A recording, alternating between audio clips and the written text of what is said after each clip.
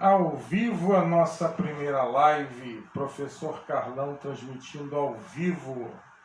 Tem que chegar aqui, espera um pouquinho. Vamos compartilhar. Compartilhando.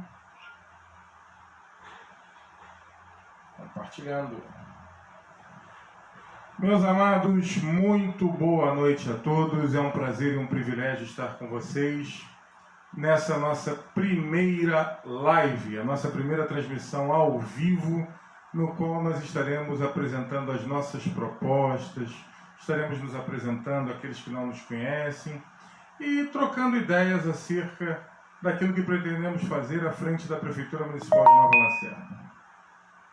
Agradeço a sua companhia, agradeço o privilégio que você me dá de entrar dentro da sua casa, dentro do seu local de trabalho, para poder apresentar essas propostas. E, para iniciar os nossos trabalhos da noite, eu gostaria de agradecer a Deus esse privilégio, pedir que o Senhor ilumine, o nosso Deus ilumine a nossa noite, ilumine todas as nossas atividades, que o Senhor Deus conduza os trabalhos, faça com que os nossos eleitores tenham perguntas extremamente profícuas, perguntas que venham a contribuir para o desenvolvimento da nossa cidade, que é aquilo que todos nós assim desejamos e ansiamos. Em nome de Jesus, amém. Glória a Deus, glória a Deus. Então, meus amados, deixa eu primeiro me apresentar aos senhores. Para aqueles que não me conhecem, eu sou Carlos Alberto Rosa Júnior, conhecido pela maioria das pessoas como Carlos Rosa, ou professor Carlos Rosa, e mais carinhosamente chamado de professor Carlão, possivelmente devido aos meus 1,96 m e 120 kg, bem robustos. Eu sou engenheiro civil por formação, formado pela Universidade Gama Filho do Rio de Janeiro. Sou engenheiro de segurança do trabalho, formado pela Universidade Cândido Mendes, também do Rio de Janeiro. Possui algumas pós-graduações, algumas tanto lato quanto estricto sensu, na área preponderantemente de engenharia.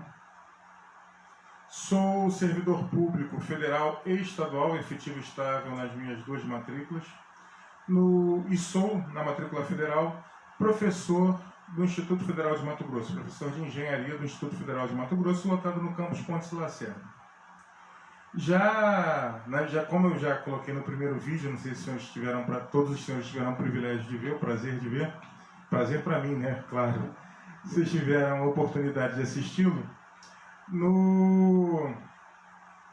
Na minha época de concurseiro, eu fiz muitos concursos, trabalhei em diversos órgãos. Eu fui, por exemplo, inspetor federal, fiquei lotado no CREA por 6 anos, fui inspetor-chefe da Inspetoria de Pontes Lacerda por 3 anos, inspetor adjunto em Comodoro por 3 anos, tive o privilégio de ser delegado no Conselho Federal de Engenharia por 10 anos, mais ou menos 10 anos, fora outras atividades que a gente teve o prazer de trabalhar ao longo da vida. Tive o privilégio de, nessa administração, na administração do prefeito Wilson, ter sido secretário municipal de Meio Ambiente e Turismo pelo período de 9 meses, salvo engano, de 23 de abril de 2018 a 10 de janeiro de 2019. Fui coordenador de Defesa Civil também durante 6 meses, concomitantemente com o cargo de secretário. E nos lançamos agora como candidato a prefeito no PRTB, tendo como candidata a vice-prefeita a nossa querida Ana Paula Pereira Burgo, técnica em agropecuária, nascida e criada aqui na cidade, que a grande maioria das pessoas conhece. E fazemos isso com um propósito. Que propósito? De contribuir para o desenvolvimento da nossa cidade. Ao longo do período em que nós moramos aqui, nós fomos capazes de observar e analisar os problemas que a cidade tem. E, ao longo desse mesmo período, nós não nos conformamos com esses problemas e pretendemos solucioná-los. Então, não consideramos, eu não falo isso não como crítica a ninguém, longe disso, tenho a convicção, ou melhor, a expectativa de que todos aqueles que ocuparam cargos eletivos aqui na cidade e procuraram fazer o melhor.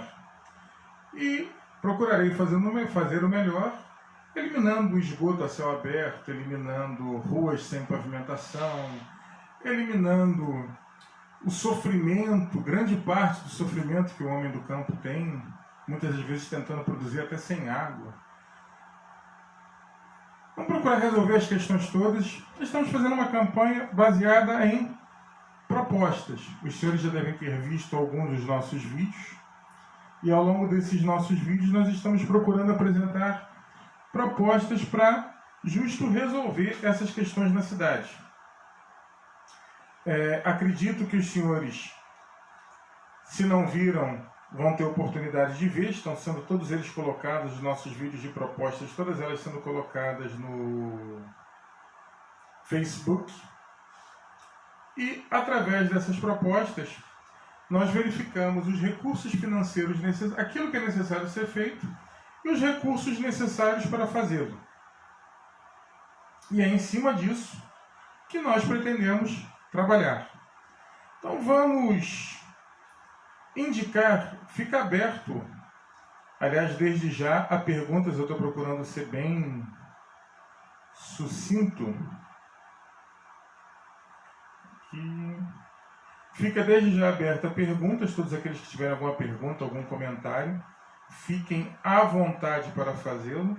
Eu vou procurar responder a todos, seja no WhatsApp, seja no Facebook. Por favor, deem preferência ao Face, que eu vou estar com ele aberto. Mas já respondendo a minha primeira pergunta que chega via WhatsApp. Pergunta é: por que saíram candidato? Por que você saiu candidato sozinho? É mais ou menos isso que ele está dizendo num texto um pouquinho maior. Então vamos esclarecer. Primeiro, não saímos sozinhos, saímos com Deus. Segundo, a lei não nos permitiria sair sozinho, então saímos também com uma vice, que é uma pessoa extremamente preparada e capacitada para nos auxiliar a resolver os problemas dessa cidade, que é a já citada nossa querida Ana Paula. E qual o motivo que nos fez não buscar? Eu deduzo que a sua pergunta siga no sentido de coligações. Por que nós não buscamos coligações com outros partidos? A política recente do nosso país, ela tem mostrado que usualmente, eu não estou dizendo que ninguém fez isso, que ninguém aqui faz isso, mas usualmente, conforme a história recente do país apresenta, as coligações, elas objetivam, elas acabam nascendo com a promessa de cargos. Então, por exemplo, o partido A sai candidato junto com o partido B. Aí, normalmente, naquele momento daquela união, fica definido que o partido A está na cabeça de chapa, que é a chamada majoritária, o candidato a prefeito, e o partido B vai ser responsável pela Secretaria de Saúde, para exemplificar, E nós entendemos que esse tipo de coisa não é produtiva para a sociedade. Não é interessante que nós venhamos a entrar num governo com as secretarias amarradas. Uma vez que você prometeu o cargo para o partido A, ou para o partido B, ou para o partido C, você não tem mais gerência nem controle sobre aquela parte da administração. Então você vai ser administrador estando literalmente de mãos e pés atados. E o que significa estar de mãos e pés atados? Se a pessoa fizer uma administração ruim, você não tem como retirar aquele secretário. Por quê? Porque aquele secretário ele entrou através de um comprometimento que você assumiu com aquele grupo lá atrás na eleição. Então, nós não enxergamos que esse tipo de coisa seja... Claro, funcionou no Brasil, talvez funcione, enfim, cada um tem a sua opinião, mas nós entendemos que nós temos que trabalhar com produção, com produtividade, com metas. E o que seriam essas metas? As metas são justas nossas propostas de governo. A partir do momento que nós estabelecemos propostas, essas propostas têm que ser cumpridas. A gente tem que ter palavra, tem que manter a palavra do dia que entrou até o dia que saiu. E trabalhar com empenho, com esmero, para poder cumprir tudo aquilo que foi proposto ao longo da campanha eleitoral. E como é que eu vou fazer se o secretário não cumprir aquelas metas que estão pré-estabelecidas? Então nós entendemos que nós temos que entrar com pessoas que estejam comprometidas com as metas. E esse compromisso com as metas ele vai se refletir, obviamente, em quê? Na melhoria da qualidade de vida da nossa sociedade. Que esse é pelo que nós estamos trabalhando. Todo o nosso objetivo, tudo isso é feito com um único propósito, que é melhorar a qualidade de vida da população. Se os senhores olharam, conseguiram assistir aos nossos vídeos, os senhores perceberam o seguinte: todas as propostas que nós fizemos, elas são execuíveis. Não tem nada de conto da carochinha, não tem nada de fábula, não tem nada de outro planeta. Por exemplo, o Golem Beyoncé, daqui a pouco eu chego a você. Por exemplo, na educação, já pegando um gancho na resposta do meu querido Cleverson, na pergunta, perdão, do meu querido Cleverson. Na educação, nós já soltamos um dos vídeos que fala especificamente sobre atividades extracurriculares no contraturno escolar. O que esse vídeo apresenta? Esse vídeo mostra que é possível que as nossas crianças e jovens que estão matriculados nas escolas, eles venham a fazer um conjunto de atividades extracurriculares no contraturno. O que seria isso? Por exemplo, a criança estuda de manhã. No período da tarde, ela optou por fazer uma atividade. Que tipo de atividade? Pode ser teatro, pode ser balé, pode ser aprender educação musical, aprender a tocar um determinado instrumento musical, pode ser dança, enfim, pode ser a prática de esportes, que é fundamental. Então, esse tipo de atividade, qual o custo que isso tem para o município? O município ele tem um espaço físico dentro da escola, seja para a prática de qualquer uma dessas coisas que eu citei.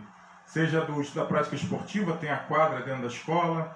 Seja para a prática do balé, você tem espaços para essa finalidade. Se a escola não tiver, nós temos o centro de eventos. O centro de eventos dispõe de um espaço, dispõe até de um palco, que serve para esse tipo de coisa. E essas crianças sendo qualificadas, o que você precisa? Você precisa ter um professor que tenha essa capacitação. Possível e provavelmente dentro da própria rede, dentro do próprio quadro de servidores da educação, nós vamos ter esse profissional com essa habilitação. E tendo esse profissional com essa habilitação, ele vai ser capaz de, através de um incremento salarial, caso ele não tenha carga horária, ou se não tiver, criar uma carga horária para ele, dar um incremento salarial, ele vai ministrar feliz e satisfeito essas atividades no contraturno da escola. Então, essa criança que aprendeu a tocar um instrumento musical, essa criança que aprendeu a desenvolver o canto num coral, essa criança que aprendeu a jogar basquete, vôlei, essa criança que aprendeu balé, ela vai poder representar a cidade num futuro próximo. Então, por exemplo, seja o canto, seja o instrumento musical, seja o balé, seja o teatro, nós podemos utilizar o próprio centro de eventos para quê? Para fazer atividades culturais. Já imaginou 2, 3 vezes por ano, a partir do momento que essas crianças já estejam devidamente capacitadas, a Orquestra Mirim de Nova Lacerda vai se apresentar, ou a Companhia de Teatro de Nova Lacerda vai se apresentar, ou o grupo de dança de... Está entendendo o que eu estou querendo dizer? Nós temos os meios e os modos necessários para fazer isso acontecer. E o custo disso é muito pequeno. Quanto custa um cenário de um teatro? Gente, nós não estamos falando de uma produção hollywoodiana, nós estamos falando de uma produção amadora. São coisas muito, de um custo muito pequeno e com uma relação custo-benefício extremamente elevada. Até porque a criança que está praticando esporte, a criança que está envolvida com uma atividade de dança, de balé, a criança que está envolvida com outra atividade, ela não está perdendo, ela está primeiro evoluindo culturalmente. Ela está se desenvolvendo enquanto ser humano, está desenvolvendo o seu intelecto. E a nossa cidade está ganhando. Então, esse é um dos exemplos de coisas simples fáceis que nós pretendemos fazer na administração e com custo muito reduzido, até porque os espaços já existem, os mecanismos já existem, as pessoas já existem. Então é algo muito tranquilo e relativamente fácil de ser feito. Com relação à saúde, nós temos a intenção de criar o PSF3. Como assim criar? Ele já existe, sim, mas ele está junto lá do PSF2, então nós queremos criar uma unidade específica para ser denominada PSF3. E essa unidade nós pretendemos que ela seja criada, igual como nós colocamos lá no vídeo da saúde, ela seja criada junto com o Centro de Diagnóstico por Imagem. O que é um Centro de Diagnóstico por Imagem? Um centro de diagnóstico por imagem é um conjunto de salas, por exemplo, uma sala de raio-x, uma sala de ultrassonografia. São equipamentos baratos e relativamente fáceis de serem implementados. Nós não consideramos adequado que uma pessoa que toma um tombo numa moto, o sujeito caiu da moto, aí eu pego esse sujeito e coloco ele dentro de uma ambulância, ando 100 km com ele para ele tirar uma radiografia. Está entendendo? Até ele esperar a ambulância, sentindo dor, machucado, contundido. Ainda vou andar com ele 100 km para ele chegar numa outra unidade de saúde, para naquela unidade de saúde ele vir a ser atendido, ainda vai ter o tempo de espera lá. Então, também são coisas relativamente simples, relativamente tranquilas de serem feitas e com custo muito baixo. Verdadeiramente muito baixo. Voltando à educação. A educação é óbvio que é minha paixão. Eu sou docente, todo mundo sabe, conhece o trabalho. Você conhece o trabalho que a gente faz lá na Unidep. Então, educação, outras coisas simples que a gente vê que são possíveis de serem feitas. Laboratórios específicos funcionais, um laboratório de ciências bem equipado, microscópio trinocular, microscópios binoculares para as crianças que efetivamente verem uma célula, poderem enxergar a vida que existe microscópica. Isso tudo, laboratórios de informática, que nós podemos adotar, utilizar, em especial hoje em dia, com essa questão do Covid, que lamentavelmente nós devemos ainda enfrentar por um bom tempo. Então, esse tipo de atividade se torna essencial. Então, você pode ter certeza, meu querido, que não dá para fazer desenvolvimento na sociedade sem ter uma educação de qualidade. Eu não estou dizendo que a nossa educação hoje tenha... Não estou fazendo nenhuma crítica à educação municipal, não se trata disso. Mas nós entendemos que é possível, com soluções muito simples, potencializar o trabalho muito bem feito pelos profissionais de educação e dar uma infraestrutura para ele, condições para eles e condições de trabalho bem melhores e valorizá-los. Aliás, eu soltei hoje um vídeo, não sei se todos chegaram a assistir, acerca do... Aliás, antes disso, primeiro, parabéns a todos os professores. Enquanto professor, eu tenho perdão por não ter iniciado dessa forma. Parabéns a todos os professores, parabéns a todos os servidores da educação, que tanto trabalham até para facilitar a nossa vida dentro de sala de aula. Parabéns a todos. Tenho certeza que os senhores serão muito reconhecidos, serão verdadeiramente reconhecidos na nossa administração. Eu soltei um vídeo hoje acerca do servidor público, em que eu falo duas coisas básicas. A primeira, servidor tem que ser valorizado, servidor não pode ser perseguido, e servidor tem que ser reconhecido. E falo isso enquanto servidor.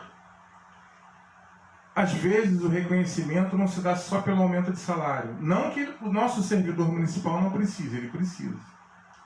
Quando você para analisar os planos de cargos, de classificação de cargos e salários do município, eles têm uma demora muito grande entre promoções, entre níveis. E as diferenças salariais do primeiro ao último nível são muito pequenas. Então isso acaba desvalorizando aquele servidor que está há 20 anos no serviço. A diferença de salário do que entrou agora para o que está há 20 anos é muito pequena. Então esse tipo de diferenciação tem que existir para que aquele servidor que ingressou hoje, ele queira permanecer na carreira, ele tenha o interesse em permanecer na carreira, ele lute para permanecer na carreira. ele queira cada vez mais fortalecer a carreira na qual ele se encontra, independente da... não me referindo aos planos de classificação de cargos e salários de um modo geral. E, torno a repetir, lamentavelmente os nossos salários estão bem defasadinhos. E, pela graça de Deus, pretendemos melhorá-los. E uma das questões que eu coloquei hoje, ainda no vídeo, como valorização dos servidores públicos, foi a questão da carta de crédito para a compra do imóvel. Não estou inventando a pólvora, não descobri a pólvora, não inventei a cura, não fiz nada disso. Eu peguei um exemplo do que eu vi na década de 90, na prefeitura da cidade do Rio de Janeiro, criada na época pelo então prefeito César Maia. O que o César Maia fez? O César Maia pegou o PrevRio, que é o Fundo de Previdência da Prefeitura, dos servidores da Prefeitura Municipal, verificou o valor em caixa que tinha no PrevRio e ele resolveu utilizar aquele recurso dentro da margem de consignado do servidor para aquisição de imóveis. Então, você, servidor, que decidiu comprar um imóvel dentro da cidade, você que não tem a sua casa própria, você vai comprar esse imóvel e ele vai ser descontado. Você vai comprar ele com toda a segurança. Por que com toda a segurança? Porque quem vai assegurar, quem vai ser o intermediário da transação é o governo. Então o governo não vai poder te vender um imóvel que esteja enrolado, que esteja ilegal, que esteja com uma documentação esquisita. O próprio governo vai ter que se responsabilizar naquele momento em verificar se a documentação do imóvel está correta. Então, isso ainda vai colaborar com a gente lá na parte da regularização fundiária, que é tão necessária no nosso município. Então, só voltando ao que eu vi na Prefeitura do Rio de Janeiro, governo César Maia, não estiver acreditando em mim, dá um Google aí. Pesquisa no Google que você vai encontrar. O que o César fez? Ele usou esse recurso lá do PrevRio, as pessoas compravam dentro do limite e o imóvel era garantia. Rapaz, o que teve de servidor comprando imóvel, trocando imóvel, foi uma festa. Meu pai comprou um dos imóveis que ele tem dessa forma. Então, só ajudou, valorizou o servidor se sentiu feliz. Aquele que já tinha um imóvel, vendeu, trocou, passou para o nome do filho para poder comprar outro. Todo mundo ficou feliz. Isso aqueceu o mercado imobiliário da cidade, que estava bem devagarinho. No nosso caso, além de aquecer o mercado imobiliário, vai, como eu já disse, resolver a questão fundiária. Resolver não, vai ajudar a resolver a questão fundiária, porque você vai poder comprar um imóvel, seja ele na cidade, seja ele no campo. Não interessa onde você vai comprar, o que nos interessa num primeiro momento, vou fazer igual fez a Prefeitura do Rio, é que o imóvel seja na cidade. Qual é a limitação? A limitação é que ele seja na cidade. Não interessa se você vai comprar ele na zona rural, no perímetro urbano, se ele vai ter 1 hectare, 10 mil hectares, ou 1 metro quadrado. O que nos interessa é que ele seja dentro da cidade de Nova Lacerda. Perfeito? E, de novo, descontado no seu contra-cheque, com segurança para ti. Então já é um primeiro mecanismo simples para ajudar o servidor. Ah, mas o conselho do fundo não concordou, ou o valor em caixa está baixo. Dá um Google aí no BNDES. O BNDES tem crédito específico para os governos para essa finalidade. Então, se tiver algum problema com a Previnova, a Previnova não pode por isso, não pode por aquilo, ou o conselho não quer, ou não sei o quê, não tem problema. A Prefeitura se compromete a retirar esse recurso lá do BNDES e repassar a você. Qual é a grande vantagem disso para o servidor? É porque você não vai ter as taxas bancárias. A Prefeitura ela não é banco, ela vai te cobrar basicamente a taxa de administração, que usualmente é algo na ordem de 3%. Então você não vai ter aqueles juros sobre juros, sobre juros, sobre juros. Então por isso o imóvel acaba saindo a um preço mais acessível para ti do que você fazer um financiamento em qualquer banco, inclusive nos bancos públicos que tem uma taxa mais baixa.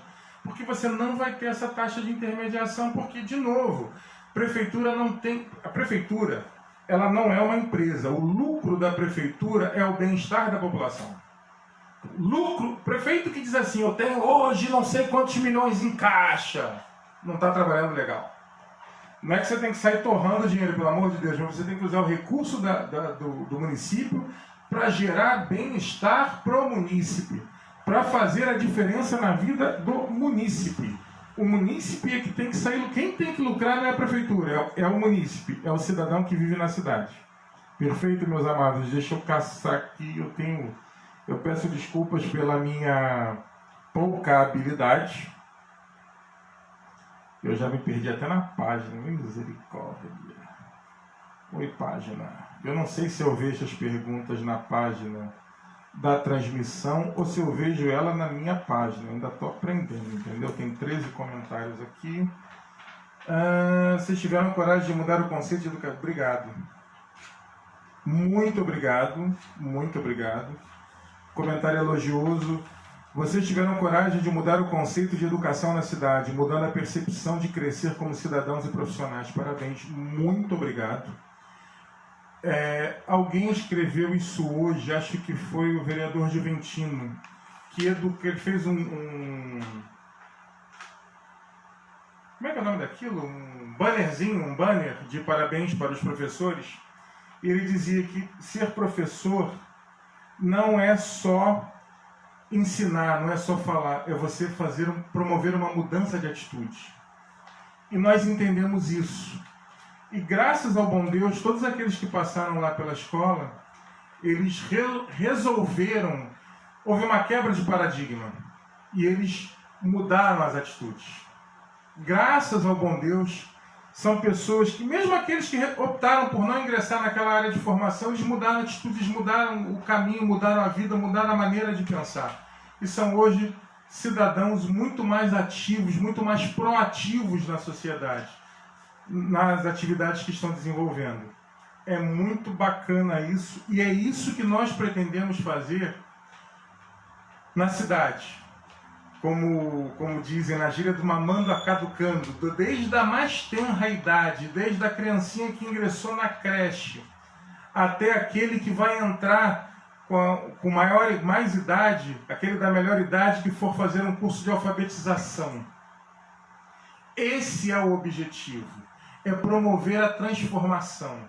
Aquela pessoa da melhor idade que hoje não tem acesso a um EJA, porque nós temos EJA aqui na cidade vizinha, em Conquista, mas nós não temos EJA aqui. O que é o EJA? Educação de Jovens e Adultos. E nós temos uma legião de pessoas.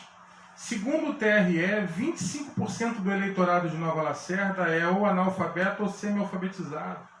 1 em cada 4 pessoas, gente, misericórdia.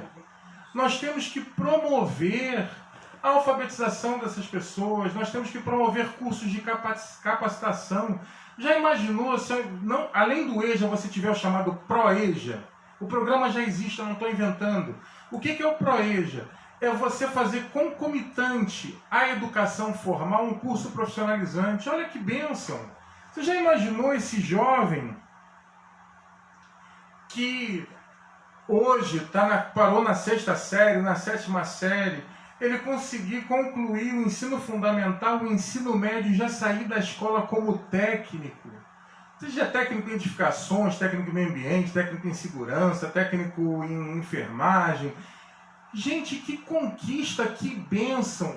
E que benefício essa pessoa não vai trazer para a sociedade? Ele muda a mentalidade dele, ele muda o conceito dele.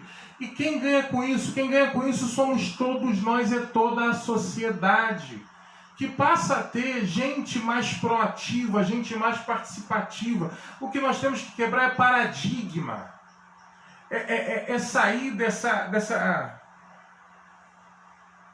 mentalidade que a gente tem. A prefeitura ela tem que ser o elemento indutor do desenvolvimento. A prefeitura ela tem que ser aquela que vai promover o desenvolvimento. A prefeitura tem que ser aquela que vai estimular você a empreender.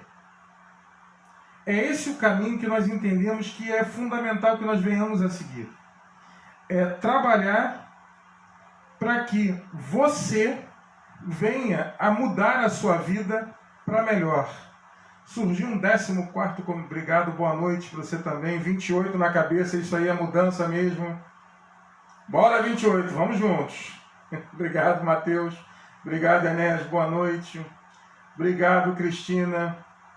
Tamo junto, Matheus. Very good. Eu tenho que aprender a fazer essas figurinhas. Eu ainda não sei colocar essas figurinhas, não. Mas eu vou aprender.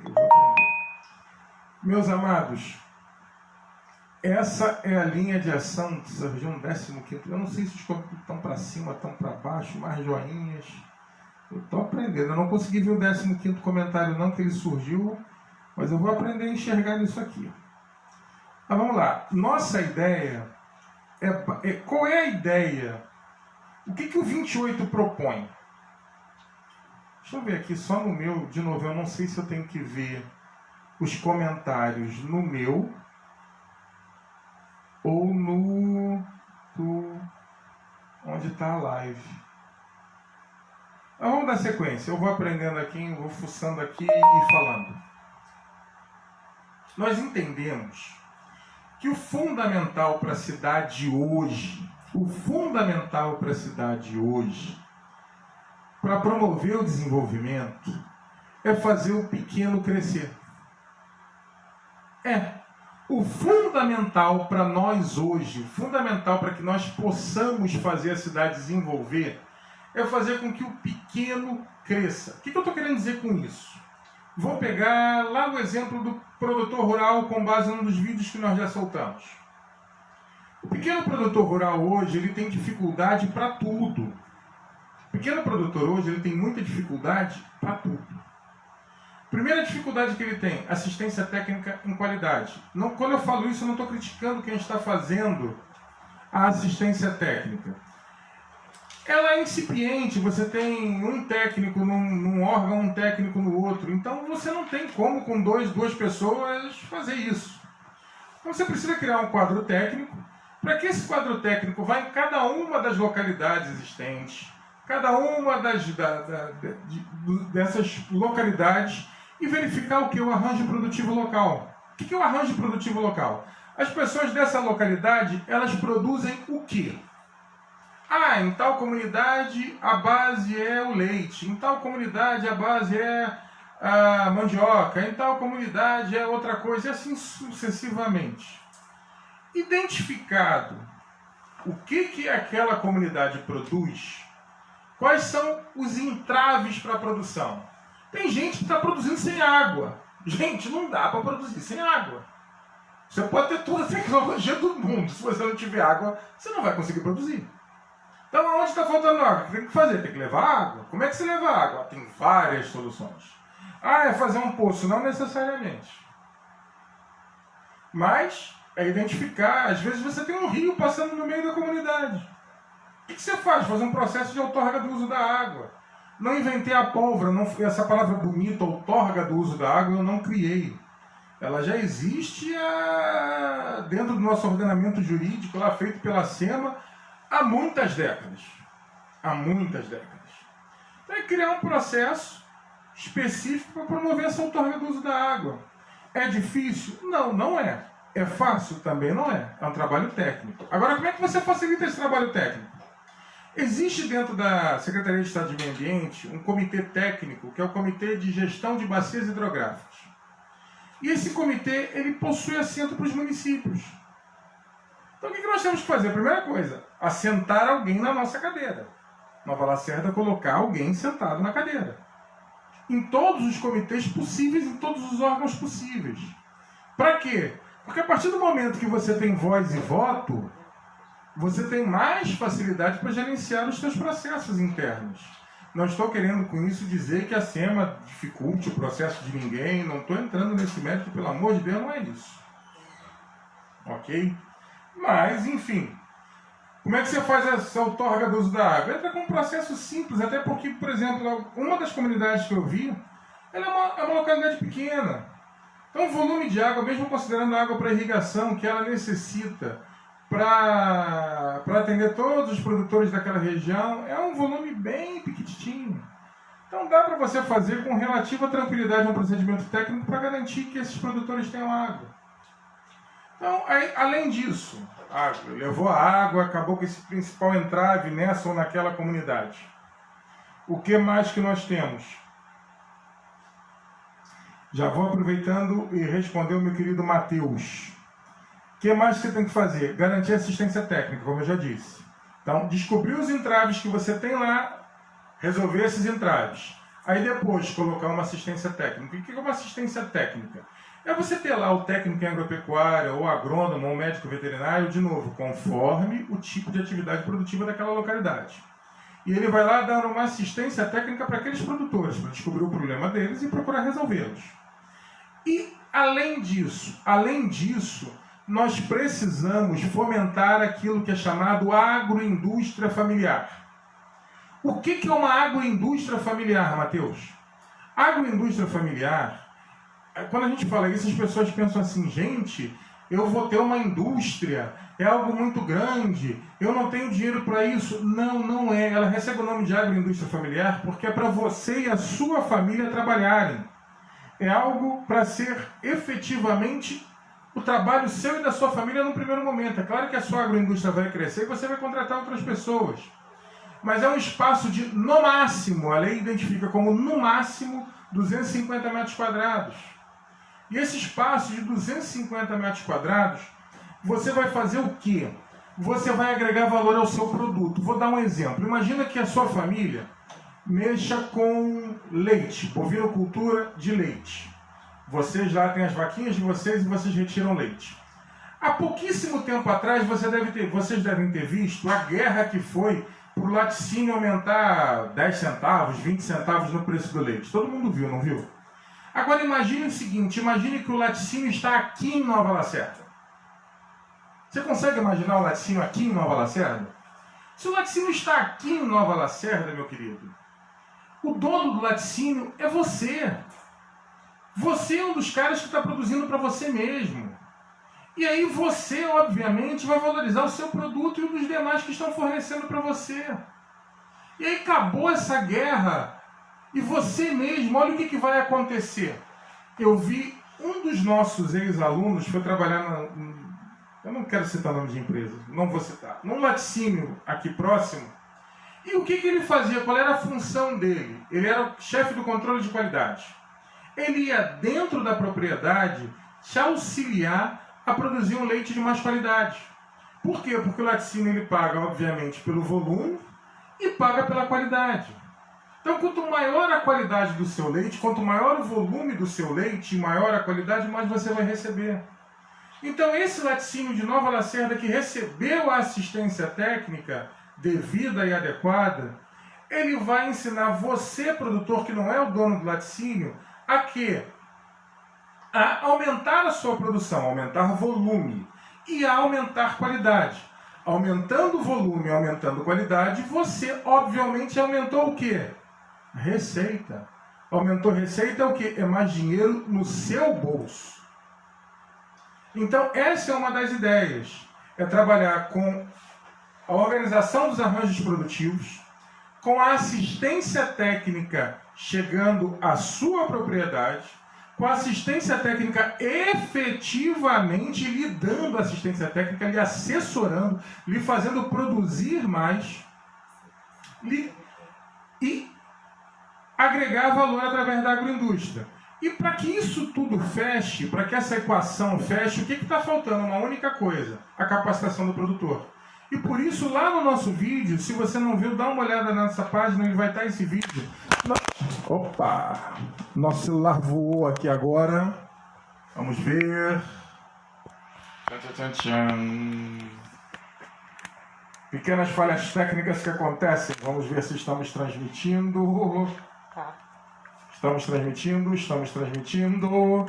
Estou aqui. Olha onde prende. Estou aqui. Voltei. Oi. Maravilha. Tem um delay aqui. Então, voltando. O que está faltando para fechar a nossa equação? Um centro de capacitação para o produtor. É a única coisa que está faltando para fechar a nossa equação. É o centro de capacitação para o produtor. E nós vamos criar esse centro de capacitação para o produtor. Porque nós precisamos capacitar esse produtor. E isso vai se dar através dessa assistência técnica a partir do momento.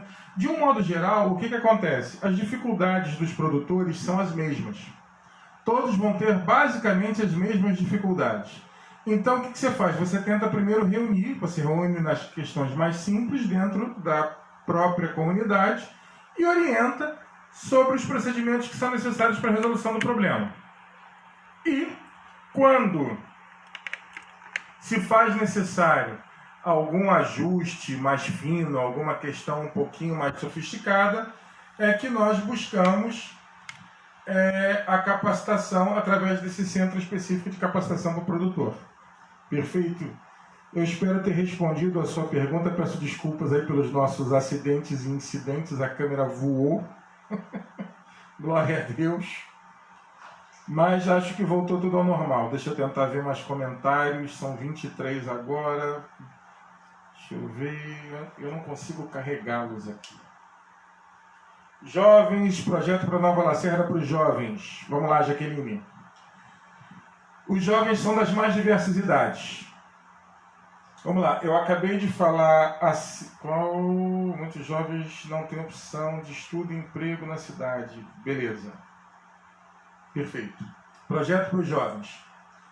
Então vamos por partes. Eu acabei de colocar, não sei se você chegou a ouvir, a questão da educação no contraturno. Perfeito. Essa educação no contraturno, ela já começa a dar uma qualificação para o nosso jovem, ela já começa a melhorar o intelecto do nosso jovem, ela já começa a auxiliar o nosso jovem. Perfeito até aí? Isto posto, nós temos que ter lá no social, assim como na educação, laboratórios de informática. Acredito até que tenha. Para que esses laboratórios de informática? Hoje em dia, é essencial que você, jovem, que você que usa o seu celular como computador, você que usa o computador, mas é essencial que você conheça o Word, saiba produzir um texto, um editor de texto, eu não devia ter falado marca. Você sabe utilizar um editor de texto, você sabe usar uma planilha eletrônica, que todo mundo hoje chama de Excel, que você saiba fazer, cada um dentro da sua linha, tá? Então, esses cursos, eu tenho absoluta convicção de que nós temos servidores hoje dentro do município, tanto no quadro da educação como fora do quadro da educação. Pessoas que têm plena condição de auxiliar o nosso jovem, que está entre 14 e 24 anos, a aprender Excel, Word e outras questões do uso básico dessas ferramentas do chamado pacote Office. Estou usando como referência o pacote da Microsoft, ok? Espera só um segundinho. Então, tomando como referência o pacote Office, eu tenho certeza que nós temos um quadro efetivo de servidores que são capacitados a fazê-lo. Porém, além disso, nós temos... Perdão, deixa eu só ver se a gente ainda está online ou não. Vou só verificar, estamos online ainda? Estamos online ainda. Estamos online? Estamos, tem uma trava aqui, está carregando aqui, está meio lentinho. Vamos lá. Fora isso, imagina que você é uma pessoa que gosta, tem vou puxar a brasa para minha sardinha, tá? Você gosta mais da área de engenharia. Então, você tem interesse... Gente, já passou das 8, misericórdia. Você tem interesse em aprender desenho técnico, desenho auxiliado por computador, a parte de AutoCAD. Então, eu conheço dentro da prefeitura, pessoas que mexem com CAD e que, com certeza, com um pequeno incremento salarial, estariam dispostos a lecionar para você. E aí você já vira um cadista, já vira um desenhista. Está entendendo? Essas coisas nós temos mecanismos, nós temos os meios e temos os modos para fazê-lo. Aí, com relação ao emprego, existe hoje um programa que não fui eu quem criou. Quem criou foi o governo federal, se chama Jovem Aprendiz. O Jovem Aprendiz é para jovens de 14 a 24 anos, por isso eu fiz a citação da idade de 14 a 24 anos. Só que as empresas hoje elas não buscam o Jovem Aprendiz, por quê? Porque esse aprendiz, ele de um modo geral, ele não tem essa... Ele não recebeu essa capacitação. Então você vai receber um rapaz dessa idade que não sabe, não tende a contribuir com a empresa. Então o que nós temos que fazer? colocar esse jovem capacitado para quê? Para que o mercado de trabalho esteja buscando ele desesperadamente. Para que esse jovem, não, ele tem 16 anos de idade, mas ele sabe Word, ele sabe Excel, ele sabe desenho, ele sabe isso, ele sabe aquilo. E a partir do momento, vamos lá, que você já lá desde a mais tenra idade começou, por exemplo, a praticar esporte, você começa a mudar o teu comportamento. As pessoas que, por exemplo, não têm muito compromisso com o horário, a prática de esporte, ela te cria uma disciplina. Ela cria uma disciplina de treinamento, ela cria uma disciplina de horário, ela cria uma disciplina de respeito ao próximo.